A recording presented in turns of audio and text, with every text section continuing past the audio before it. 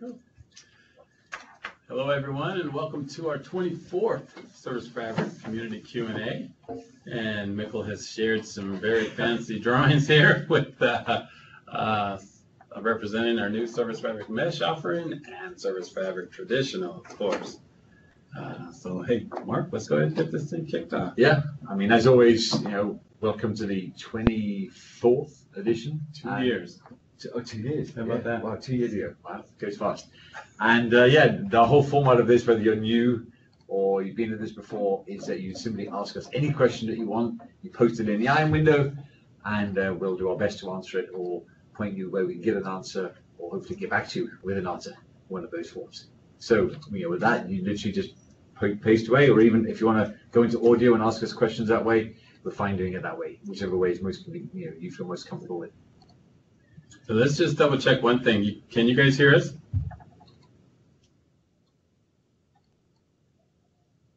Yes. Good. Perfect. Right. Yes. Perfect. Thank you. Yes, you. Yes. If you didn't follow along on Build, we did do this talk on Service Fabric, which was the future landscape of where it's all going. And I encourage you to listen to this thing. We did some exciting announcements in that.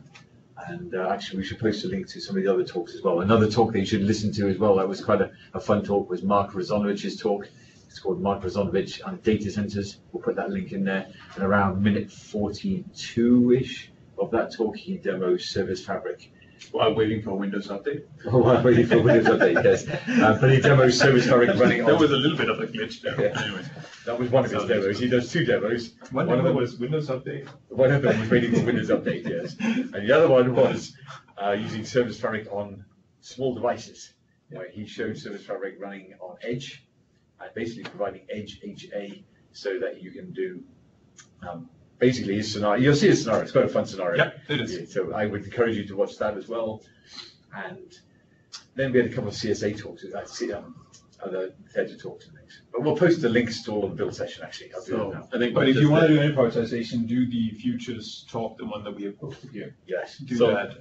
There are lots of good information. so we just shared the link. Yes. Yeah. Okay. So let's get started with some questions. Who want to go first? By the way, we have Vlad here today. Yep, Vladimir. So it's the first time you're on this community call? Yes. So, hi everyone, my name is Vladimir. I've recently joined the Service Fabric PM team. I've been with Microsoft for 7 or 8 years now. I've been working with SQL before joining Service Fabric, so I wanted to get my hands more dirty, doing more fun stuff. So this is the best place to be. So, pleasure and a privilege to be here. Well, welcome to our nightmare. Or our party. Cool. Okay, so Mazin has the first question. Service Fabric Mesh is official now, and 6.3 is coming soon. What is in 6.3? So none of the things you actually mentioned there are things that will be in our first release of Mesh and 6.3 of Service Fabric. We did some demoing of some very early implementations of these things, but we don't have the underlying support in 6.3 at this point. So these are things that will come later. Just to clear up, I don't know if this, to make sure that everyone is aware, our next release, 6.3 release, is going to be the one that will bring this new resource model for applications and other things inside Service Fabric to Service Fabric, and which is the one that the Azure Mesh service is going to build on top of. So even for your existing Service Fabric clusters or Service Fabric clusters you deploy elsewhere, and even Service Fabric clusters you run locally, you will have the same capability of running applications via this new resource model in 6.3. Okay. Antonio asks, can I port an old Service Fabric actor-based application onto Service Fabric Mesh? Not at this point. Yeah, not at this point. We're trying to think about how we can get there with that. But at this point, it won't be supported on Service Fabric Mesh, and that's mostly because the fact that the current reliable services implementation that we have, if you look at them with the on-open and the on-close, they're very tightly bound with the life cycle of your application, with the actual life cycle of the runtime itself. And that very tight, close coupling is not something we can do when we run it in a multi-tenant environment where you're running on a machine where you can't decide to hold up the upgrades for many other people inside the same environment. So that's something that we're going to be, we're not completely rolling it out, but it's certainly going to be tough for us to think about how reliable services moves into the sort of mesh world in terms of this multi-tenant environment that we're running. Yes, I think there's a few things a few points to talk to, and sort of also you're hinting at it in your question, Tony. Talking about old and new, there's the resource model that we have built for 6.3 has been built for a few reasons. One of them being we wanted to be able to support the sort of multi-tenancy that we need to run a service like Mesh inside Service Fabric. And we also wanted to use that chance to make some of the more complex setup that you want to do when starting to work with containers and bring those kind of infrastructure pieces into a platform like Service Fabric. So you see we have resources like networks and volumes, which in this new resource model are independent resources, and so easier to work with if that's, if you need those kind of things. Whereas in the existing application model with application service manifest, volumes and networks are sort of ingrained inside the applications and services that you provision. So there's sort of like a, so it's to make that work for a bit more simple. The resource model is definitely a thing you want to look at.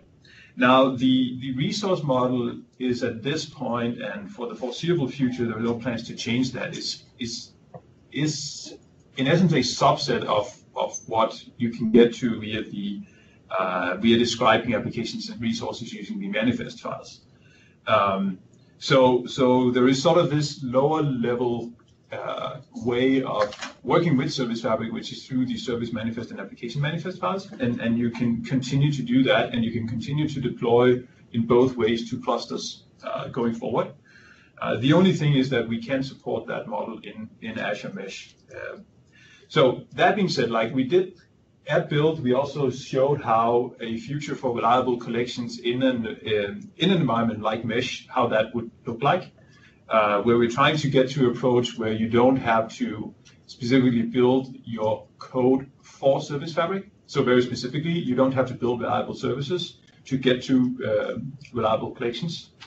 You can just use reliable collections from any code, and even outside of Service Fabric, run it without getting partition and replication support. But once you move into a Service Fabric environment, whether it's being meshed or any cluster, you can start to get these kinds of replication and partition support there. So in the same way, and there was a question recently we got from some other in terms of supporting our service remoting communication as well inside Mesh in the resource model. And you'll probably see that these individual things that you find in Service Fabric today, we will sort of try to tackle them one by one and figure out how would an equivalent capability look in this new resource model to be able to support a thing like Mesh in a multi-tenant environment. But the most important thing to realize is that everything we have today, we're investing in still. Yes. I mean, but there'll be lots of investment in the manifest model we have today to add volume drivers, to add additional secret support, and a whole bunch of other things inside there. So we're continuing investing in both these models for years and years to come. It's just that the Mesh one had to be tailored to a multi-tenant environment. Yeah. Right. Okay, what's the best way to scale from 10 partitions to 20 for the active service? Well, on your active service, the number of partitions that you create is sort of fixed at the beginning. So what we see here is there's a little bit of capacity planning that you need to think about in advance, in the sense of if you've already done, if you can think that you'll eventually get to 20, you can start off with 20 partitions. But outside of that, what we actually see is that the way you have to do this is you have to spin up a new instance of an application where you say, here's an instance of an application and it has a 10 partition active service. And if you think that, because don't forget that will scale out the size of the number of machines and the size of the number of partitions that you have, coupled with the number of replicas inside there. So say you have 10 partitions and each one of them has 3 replicas, you can actually scale that out across 30 machines. And it will place 1 replica across all those machines as the ultimate level of scale out of the number of instances of those that run.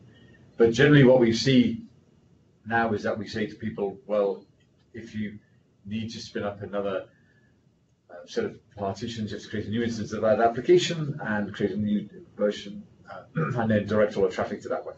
So that's the approach you have to do there.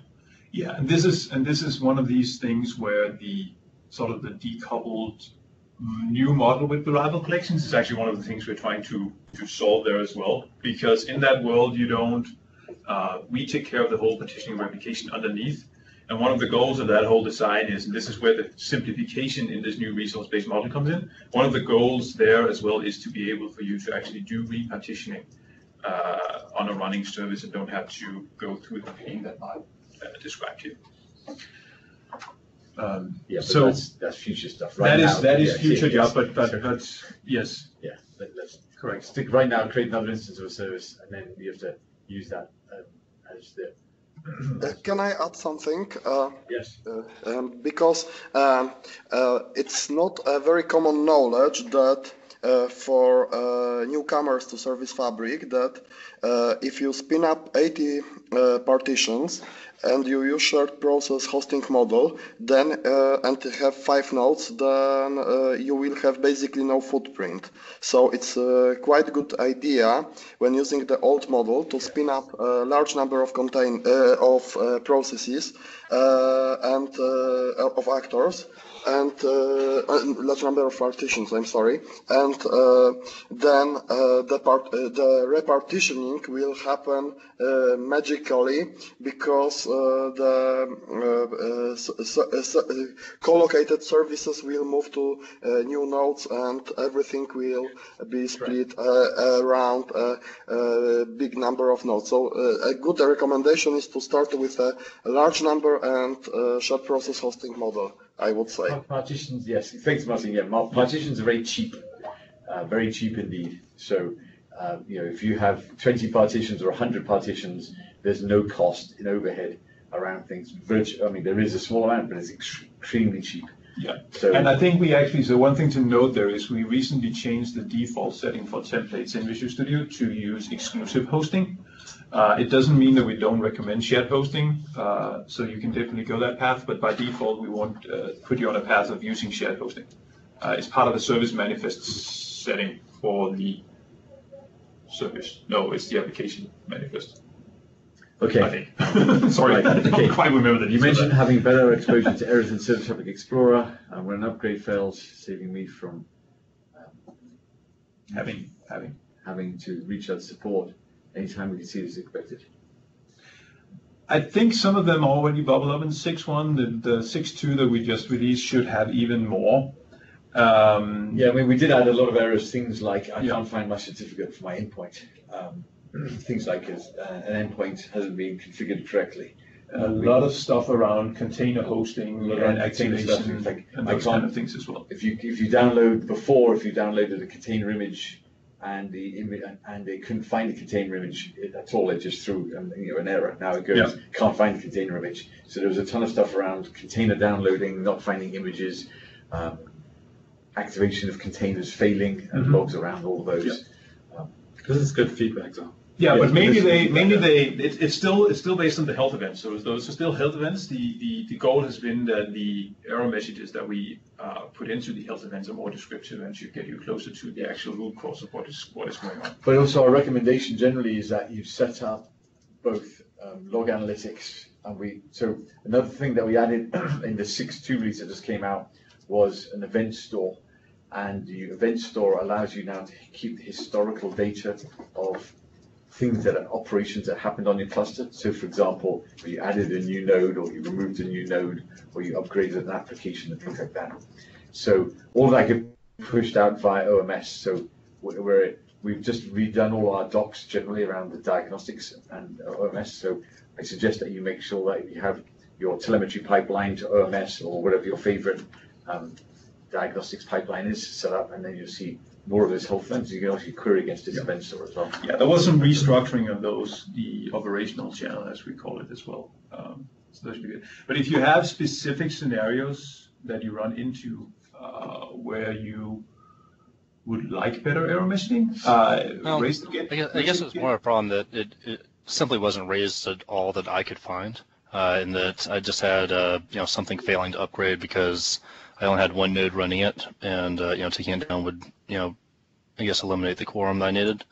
And sent off a ticket to support, and they said, oh, looking back at our logs, here's this great error message that just says, we can't take this down because it would bring the whole service down.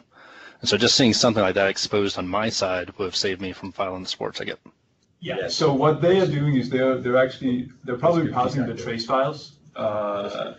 If you run this, those traces are available. They should be available from the operational channel. So if you run the cluster in Azure, they will be put into a table store. And if you have the diagnostics pipeline set up or integration with Log Analytics, you should be able to search out those data inside Log Analytics. We don't have plans to feed that back into SFX, for instance, because that will essentially turn SFX into a query tool on top of a database of events. So you should find these in places like Log Analytics or other log aggregation tools you might use. So that's a good scenario. I mean, you should thanks. send us your scenario, Yes. and we'll try and make that better, actually. So email me, mfussell@microsoft.com, and send us your scenario, because it's worth looking at all of these ones individually, because it's .com rather than .org. But yes, send us your scenario, because we do want to make sure that it comes out, that your error messages come out very well inside the Log Analytics channel. And if there is something that we can make better, we'll certainly work on that. So please send it to me. Okay. So the next one is how to upload apps in Service Fabric Mesh. Do you need to put them in containers first? So Right now we do, yes. But I mean, I think we've heard this one before. Would it be? Can they be? We haven't really So thought yeah, about but Mesh will only, and even the resource model as well, running in Service Fabric only supports container images. Now, Azure Container Registry recently released a feature to do build inside Azure Container Registry. So basically, you can send what you do in the world of Docker is you send some of your context or the files you want to have containerized. You can send that directly into ACR, so the whole build and publishing into Azure Container Registry happens in one step. And going forward, you can hook into events from ACR of having those deployed into Mesh via VSTS or other deployment tools. But the Mesh service itself only takes things that already runs inside, only takes a container image as the code package, which we. Yeah, right now it just takes a container image. We could imagine though that there's good feedback that we could imagine that you could get things built and containerized for you as part of ACR, but we've actually thought that far yet, but it's good feedback. But right now, you have to put the container images right there. So in the new app model, vanilla console apps, ASP.NET Core apps without SDK dependency, do we still have actors and service remoting? So we don't today. We talked a little bit about that. So to get to actors and service remoting, you need to derive for our reliable services or reliable actors. That is the only way you can do that today. We do support running that in containers, but not inside Mesh. Yeah, I mean, let's just kind of make sure we understand, Mesh is where we're trying to turn this into a multi-tenant environment around things, and that has some implications around those things. But you can put all of your actors and reliable services inside containers today and deploy them inside your cluster. And there's a whole host of docs around all that. And we're actually continuing to improve all that, in fact, and also just Visual Studio tooling around containers and debugging as well. In fact, in the latest release, you can now do container debugging for on your local machine with Visual Studio as well. So, but no, right now the Mesh environment won't. We're looking at how we do that, but it's going to take us several months to figure out some of the design details around those ones. That being said, I mean, other actor models, programming models that will run in containers can run inside Mesh. Yes. There should be nothing preventing them from doing so. Exactly. I mean, if you can put Akka.NET inside your containers and deploy that, great. It's a fantastic environment to do that. Thanks. And also from a communication point of view, or Mesh is not restricted to only do HTTP communication. So any other remoting that works over TCP would be able to run as well. Okay, was that?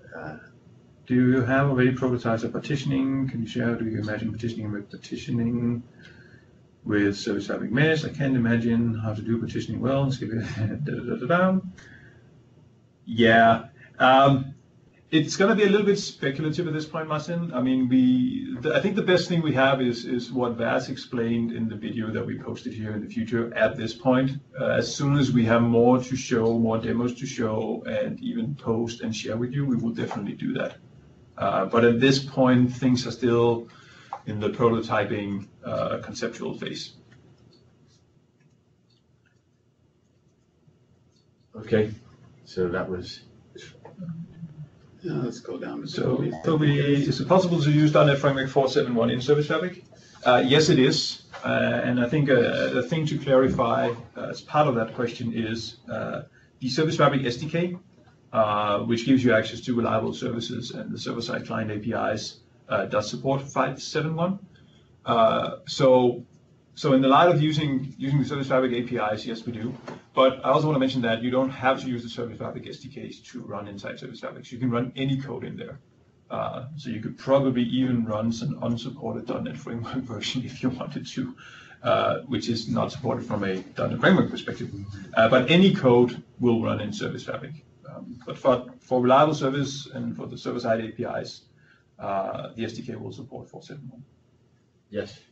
If I might chime in on that too, make sure that the image supports 4.7. I know at least for until recently, the server image by default doesn't have support for that.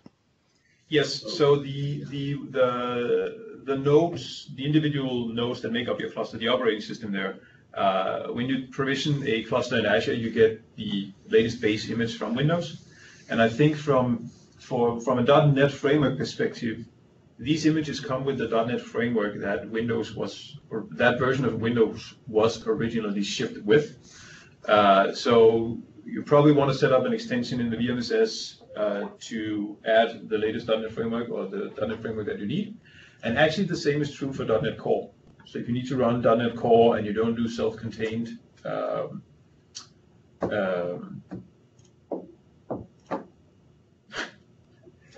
somewhat help you. Self-contained packages, like the executable doesn't bring all its dependencies, but it relies on the SDK. You need to make sure that .NET Core is installed on the nodes as well. Yes, so that's a good point. Yes, that's one of the things that we see, and I don't know, they keep it up fairly regularly, don't they? But it takes... No, but I don't think they ever update these things until they always ship Windows, which the version that was in the original release, even though they do updates. Exactly. But they don't update. Which means if you do want to use 4.7, you've got to do things like have an extension run. Or you do containers, right? That's what containers are for. Yes. Getting rid of dependencies on the nodes. But I mean, this is true for anything. If you want to run a Node.js application, you need to get the dependency either on the host or you need to bring it in a container. Yes.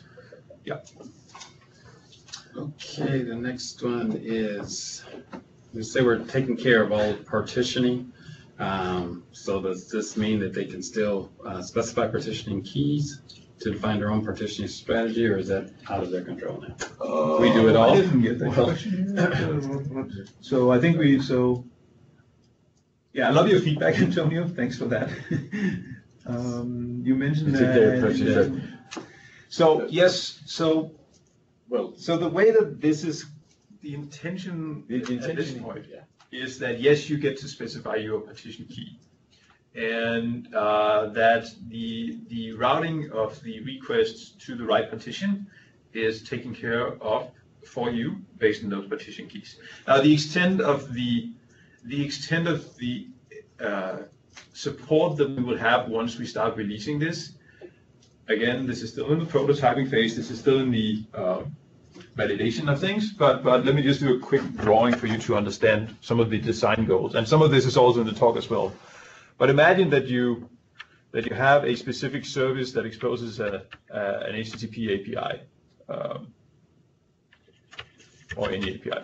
Well, let's just keep with HTTP for now and ASP.NET Core, because that's where we currently do our investigation around this.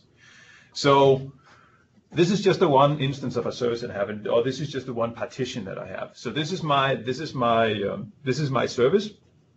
I created one partition of these. Let's say I have an API path that is just I want to get values, and then, you know, let's say one of these values is whatever. I post in an ID, and the ID is ABC. So what the idea is then that for a framework like ASP.NET Core, Web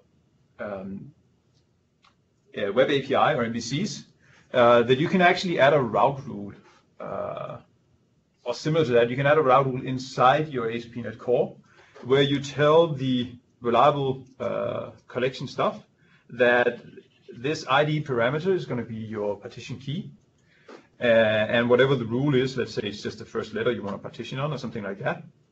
So in the case where you only have the one partition, the thing would actually go ahead and be stored in the, let's just for now say in the reliable collection bagging this particular instance or partition.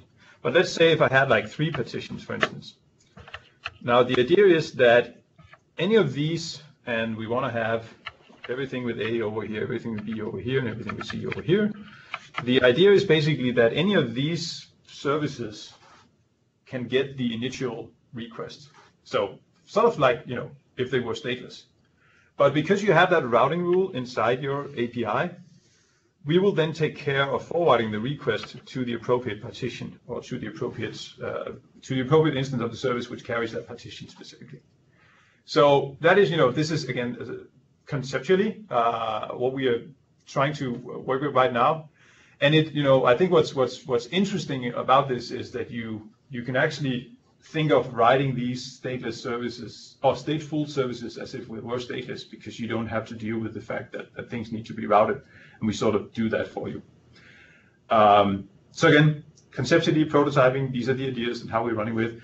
And eventually, when we get further along with the whole service mesh and the intelligent routing, the idea is that we can even put some of these partition rules out into the routing layer, so you don't have to, I mean, maybe we provide this specifically for ASP.NET Core Web APIs, but for any other programming language, there might be, or for other programming languages, there might be a support in the routing layer. So basically, the routing mesh that we do, or the network layer with the Envoy proxy, will do the same kind of routing for you.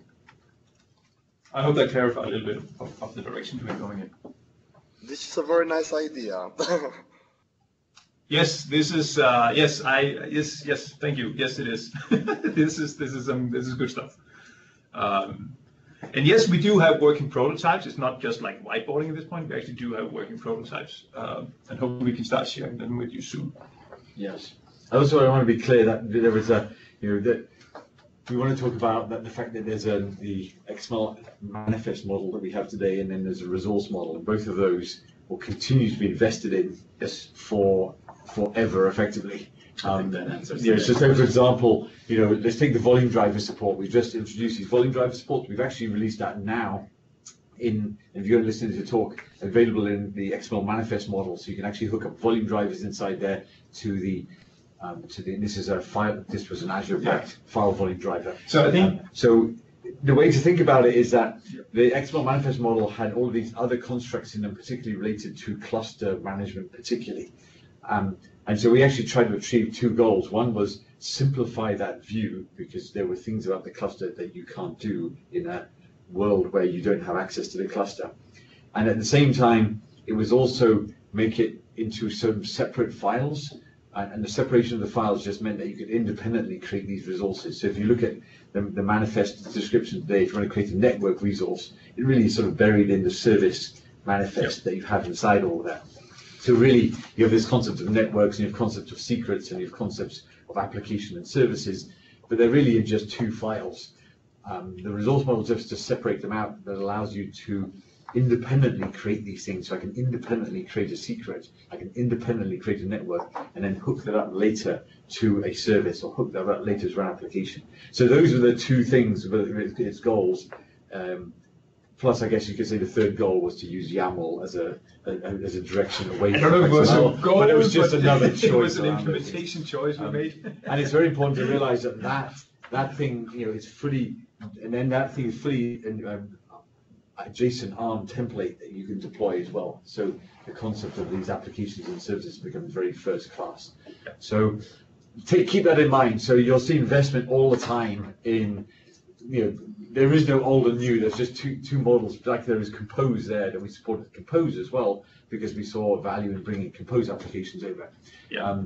And if you might, over time, we would like to think that the resource model becomes favored because it becomes slightly simpler in particular scenarios. Once stuff like what I explained here start lighting up, it should be much more easier to work with things like stateful and those things, and that are eventually the goal with parts of those. Let's take the next question. So I just want to, just to drag down the excitement or anything, but indefinite support is, I don't think that's a term we use in any support lifecycle policy.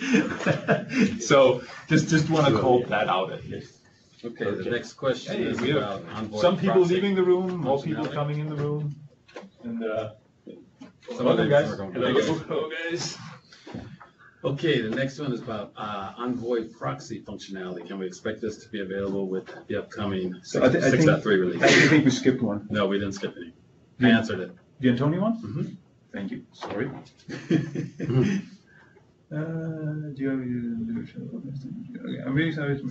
I just need to catch up. Make use of the new Envoy functionality. We expect this to be available. Envoy will not be in 6.3, but hopefully in a release soon thereafter.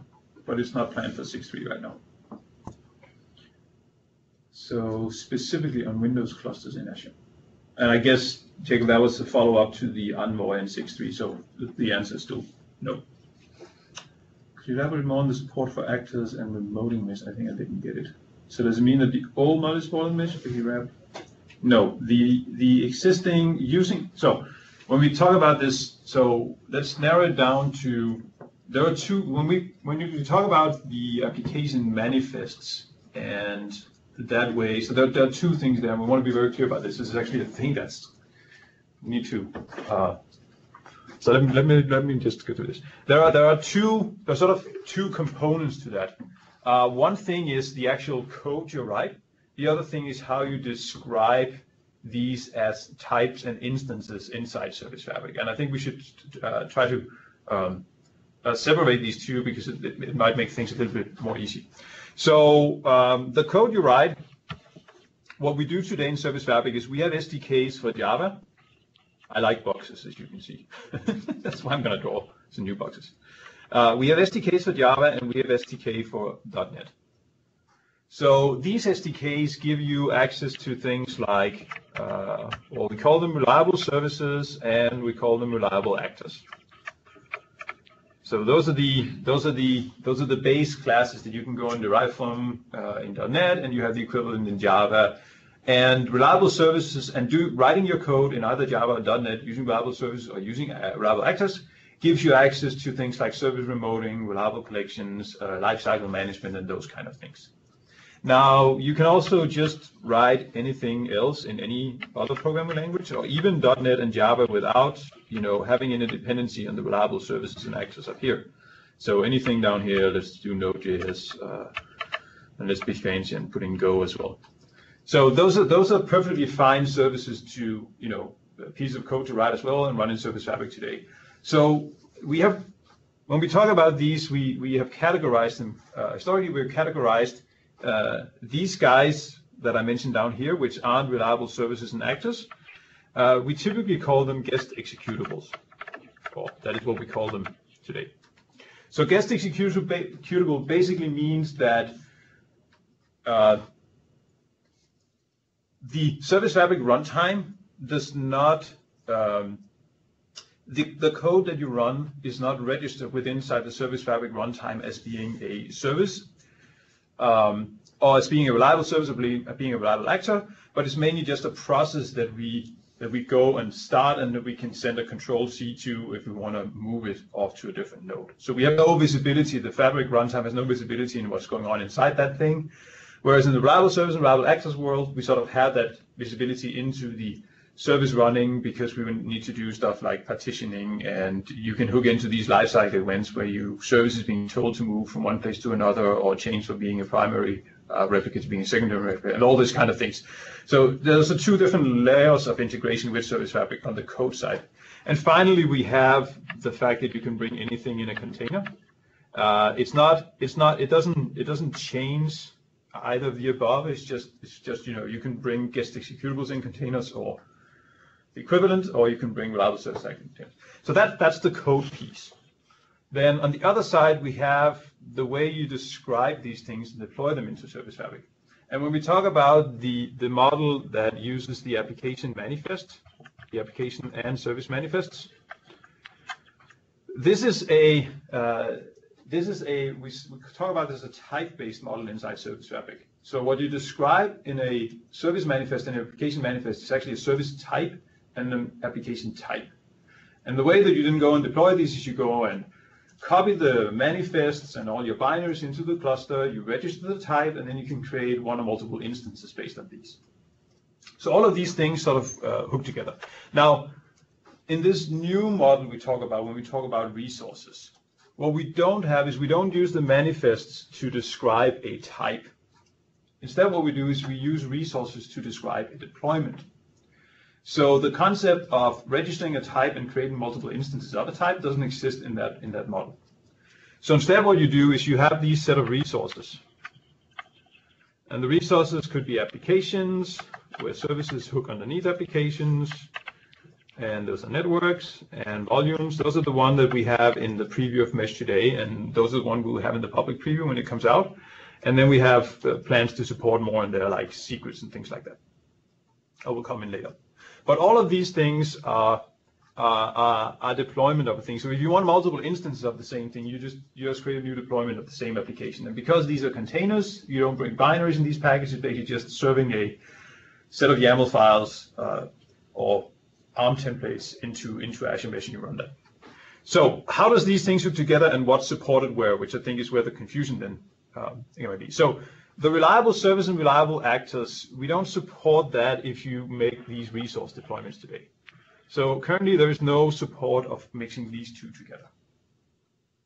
Whereas things that are not using the SDK and reliable services and actors are supported to run in both modes, are supported to be deployed using both the manifest, the type-based system, or as resources, with the restriction that using the resource model, it has to be containers. So I hope that give a little bit of better understanding of what we support and what it isn't. So anything that relies on these SDK, you cannot deploy through the resource model, even though you can containerize them. You cannot do that today. And what we're talking about is a way of having sort of a guest executable model where the capabilities from these reliable service and actors show up in a different way, which was the whole partitioning reliable collection talk. So there's a related question here. You want to... How to create a native service and take advantage of the Service Fabric lifecycle, but create this within a Docker container. So when you say native service, do you mean a service that uses the SDK? Yeah, so I think that is what it means, and support for that in Service Fabric is coming soon, right? Well, so a native service, does that mean using the SDK? Yes, that's what I'm saying. Yeah. So you can. I think we have a post describing how you can take a reliable service and put it into a container and deploy that to Service Fabric today. Where is that post, or how do I find that? We'll find it. We'll find it and post it in the chat window. But just remember one thing: the life cycle stuff. I mean, there is still a life cycle in this without using the SDK, and basically your code just have to implement a way of dealing with having a control C sent into the process. So you could basically subscribe to that event and still do stuff in the case that you're being shut down and moved and things like that. Yeah, I mean, what I'm looking for is to handle like the cancellation token, handle closing down a port that's being probed so that the service can kind of seamlessly turn over during the deployment, so you don't have any type of interruption. Yeah. And in the reliable service and active world, you have that cancellation token. In the other world, it's basically control C signal that's being sent into your process. Mm-hmm. Okay. Yeah, if you could find that post, that would be helpful. From the control C way of doing it, well, yeah. I'll check you through it. No, just put in the chat. I don't have I'm not in the call. Okay. Okay. So you guys going to post that? Yes, we're posted just some. Yeah. Just a second. So the doc goes over how to do it for .NET, but for Java we don't have support for this, so I'm just pointing that out right now. For reliable services and containers. Yeah. Okay. Yeah, I'm looking for .NET, so that's Yeah. fine.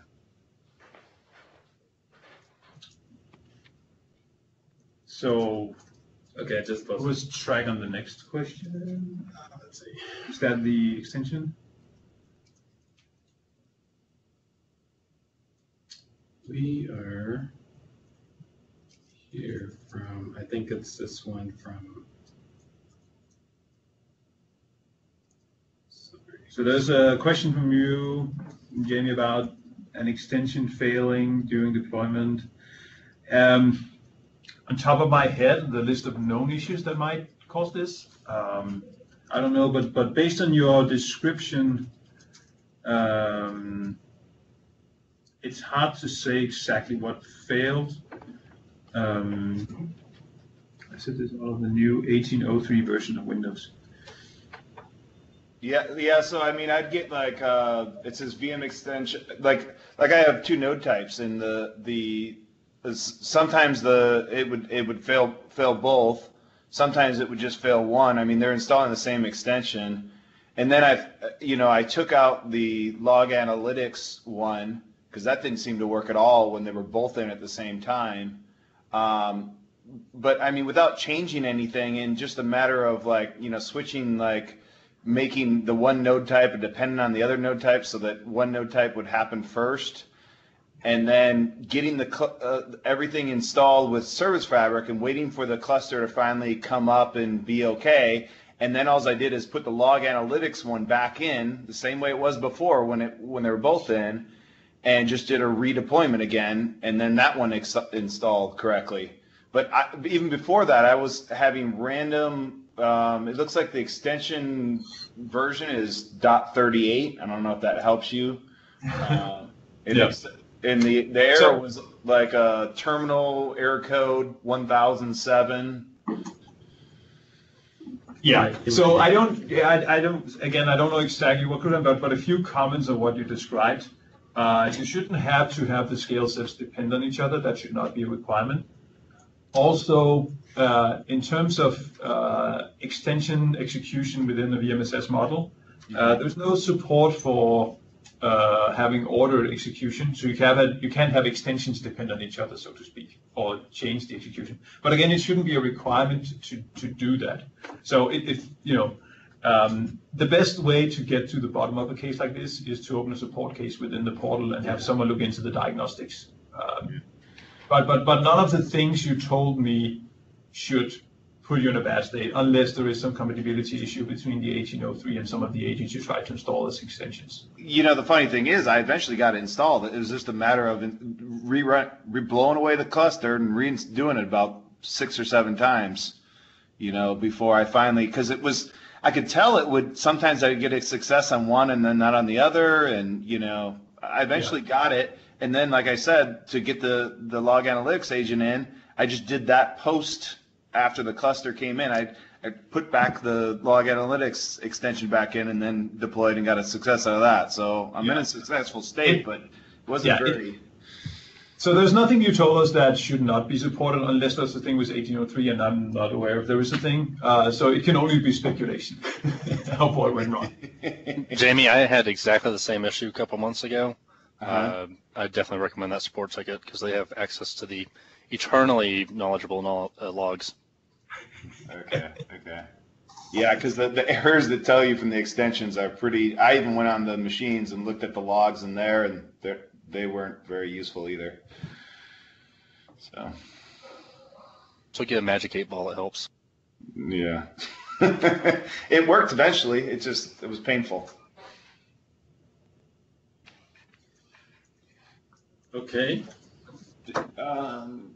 Did you guys post that article? I didn't see it, I guess. Yeah, it's in the chat window. Okay. It's in there kind of raw. I didn't put anything additional, just the link. So Are you on the one from Joseph now? That's the next one. Service Fabric Explorer pagination. Oh, Service Fabric Explorer pagination can be awkward when we have a large number of service types. Yes. Dozen of different services. Any plans to improve the UI and FX as regards numerous service types? Or if there are many service types, should the architect take a step back and consider grouping them by SF application or even client cluster? So I wouldn't change your architecture based on having a bad UX experience in SFX.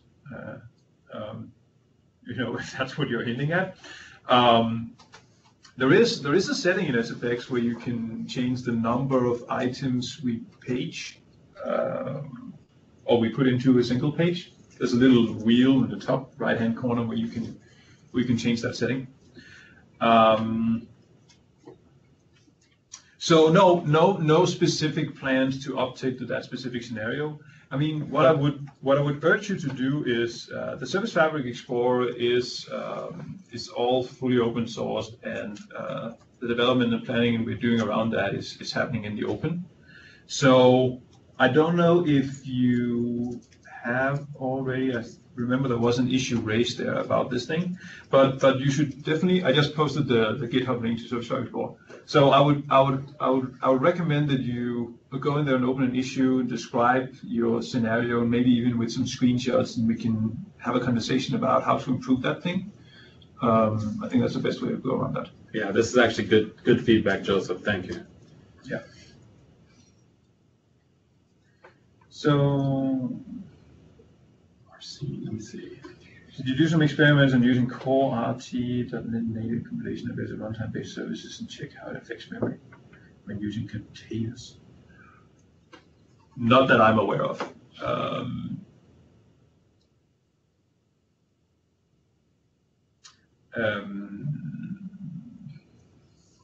No, not that I'm aware of, Marcin. I don't think we did that.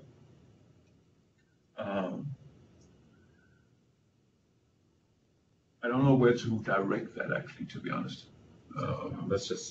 We'll have to get back to him on that one. Yeah. We'll see if we can get an answer back to you and Yammer, Marcin, on that one. Or maybe you can post it there. And when you say Yammer, it's a Yammer group. It's the advisor. Yeah, the advisor Yammer group. You have to be invited to get in there, right? And he's in. Oh yeah, but there might be other some may not be. That's right. No, you're right. Refer to that. There is a Yammer advisor group. Great feedback. Yeah. So, how do you get in there? Can you get in there? You can. You have to join Azure Advisors to do that. I'll post the link. Hey, let's post the link. Okay. Thanks, Mike. Yeah. Okay. How do you create a native service? So again, Jamie, native service, you mean a reliable service? Did we address this already? Oh, sorry. Yeah, sorry. I'm just getting lost here. Do you think that new partition repositioning model will be a good replacement for tenant-specific services in classic model? I haven't understand reconfiguring elastic partition can be a huge help here, but then reconfiguring tenants.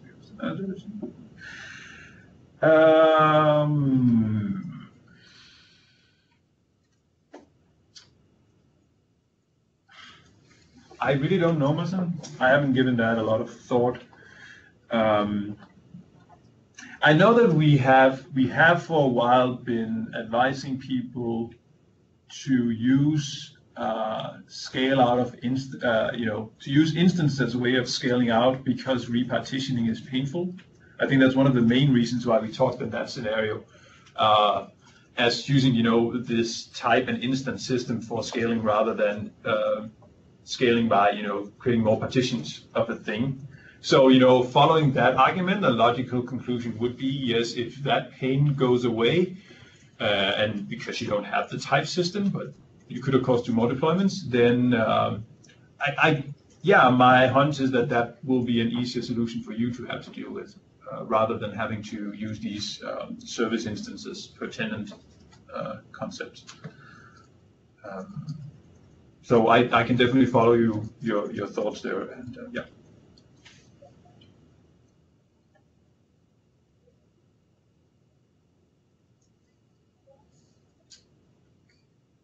Do you have any news on application insight support for shared process hosting while the specific issues you took we did?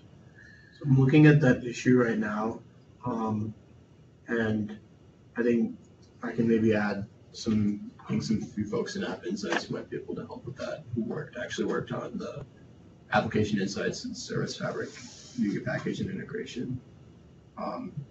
Because I don't know any news. Reading this, it seems like this issue's also been referenced in 2 other ones.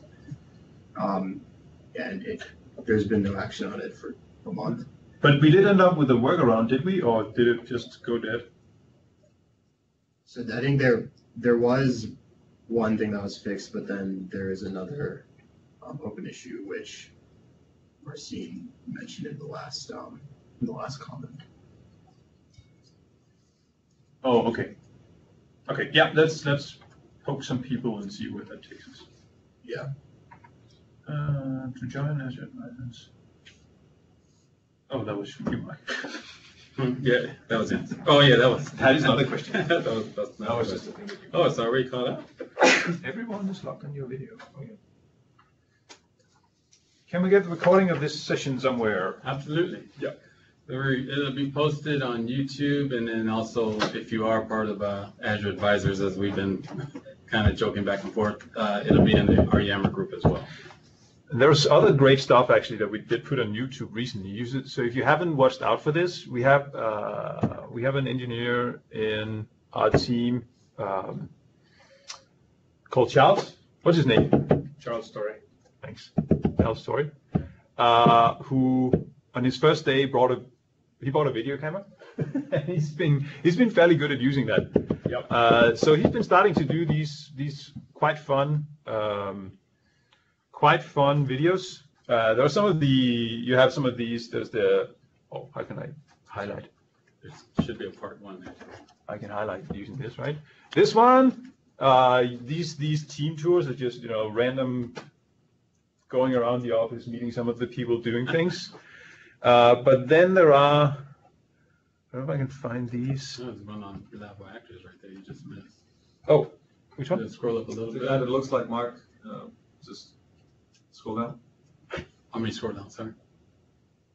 Yeah, no, they're actually, he's starting to do a series where he goes around and talks to the. You want to go to the Microsoft Developer channel. Is that where I want to go? Yeah. Thank you. I'm really lost. See if I can do this. Anyways. Okay. Yep. And then inside this one? Yeah, inside this one he has, I think he has a playlist for. Stop this guy. Oh, this is so hard to navigate. I really like this. DevOps. Cheat.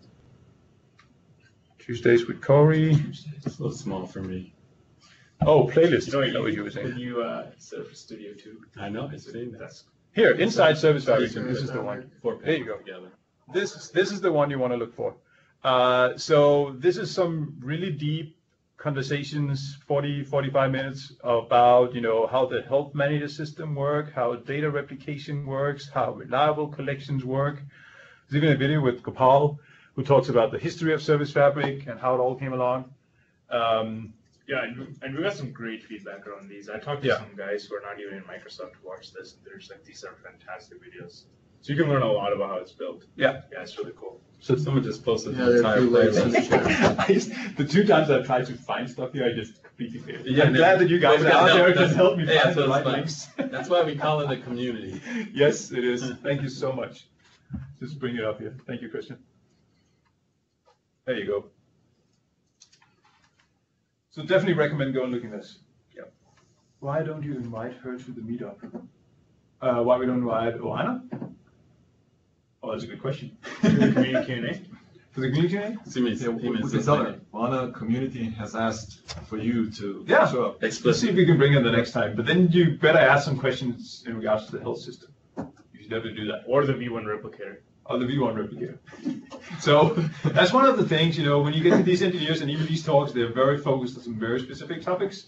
But we as a PM try to see if we can cover something broader and not as deep. So that's why it's mainly PMs usually in this room, or program managers, as we are officially called, and not software engineers.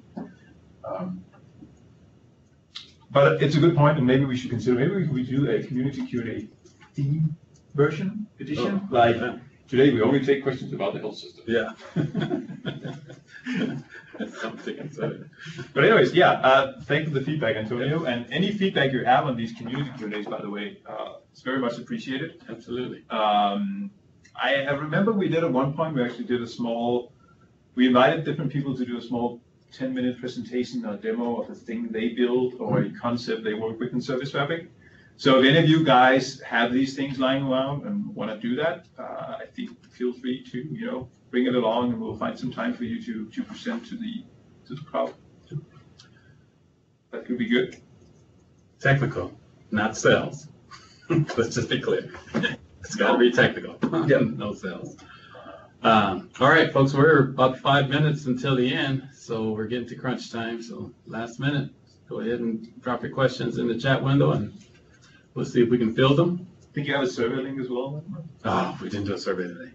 No? No. Okay. That's good. That's what you don't want to No. answer every time. Yeah, every time? Yeah. No, I don't know. How many engineers are on the Service Fabric team? Well, it's one of these things, do we want to disclose? Don't we want to disclose? There's about It's a number with three of us, digits. right? There's a number with 3 digits. Yeah, 3 digits. I think that's the most we can say. I tried to add compression to the SF package in our TFS build definition. Task and TFS complete is not added package many times.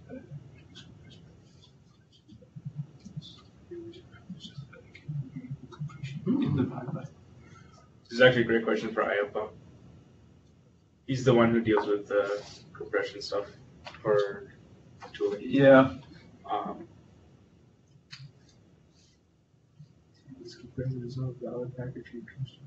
I don't know why it fails validation, to be honest. Of not being a valid package. I can't see why that would specifically happen. I think what you should do, Jamie, is the VSTS stuff is handled off. Let me find a specific GitHub repo. So you should go and create an issue there. You can even ping me or ping us so we can make sure that it gets some attention. Because it ties into the way that the VSTS task is set up and doing those kind of things. So this is the place to go to report that specific thing. So the VSTS tasks are handled in there. And if you wanna ping me about the issue, there's a mail address there that you can reach out to. So please do that. How's the That's OSS? great. Thanks, Josh. Yeah, you're welcome, Jimmy. How's the OSS transition coming on? It's coming along. I actually think we have a checklist out on our repo now with how far we are along. I think next up is getting the Windows build stuff detangled from existing build system that we're using externally so we can actually build it externally. I don't know the exact timeline for that to happen, but it's definitely getting there. I think the next, so I know that there's a video, number 6 there, where Vaz and Amol talks about the process. I think the big thing coming is starting to move all our planning and development into the open source space as well. And I think that's the thing that we're all looking very much forward to get you guys more involved in what we're doing and how we are dealing with things. Is the specific process for approving participation in the Service Fabric Mesh preview? I submitted an application about a week ago and didn't hear back. Should I wait more, resubmit, just accept the fact that I wasn't approved and wait for public preview? So it's probably a. No. Yeah. No, so We're still going. So we're still signing up, folks, for the preview. Yeah. I'm not exactly sure when you came in, but I'll take a look for your request and see if we can get it moved in. But, Perks of joining the community Q&A. Yeah, that's the first thing. You didn't get a T-shirt, but you got into the preview. By the way, the public preview timeline looks to be well, yeah, really. Okay, Oh, let's not Skype. do the t-shirt thing right Hey, Skype failed us again, sorry. Can you hear us? now. Public preview timeline for Mesh is in the 1 month out timeline. Is what we're looking at this point. 1 month plus. So it seems like the validation package does not consider a compressed package. No collections, Martin. That was the first question you asked as well. I'll get a demo through as soon as I can. I'll make sure that will happen. Cool. I think we're at Are we there? time. Yeah. Right on time. Really? Questions are running Got out. on? With collections, okay. Yeah. Oh, we're right on time. All right, well, thanks everyone for another spirited community Q&A. And we have our time zone edition starts this afternoon, 4:30 Pacific time. So if you want to join us then, you're more than welcome. Other than that, we'll see you next month. Yeah. So thanks See you guys. everyone. Awesome. Thanks, Thanks, guys. guys. Bye. Thanks, Joseph. We feel the same way. Hit a call and then drop. Or, yeah, you can do it there.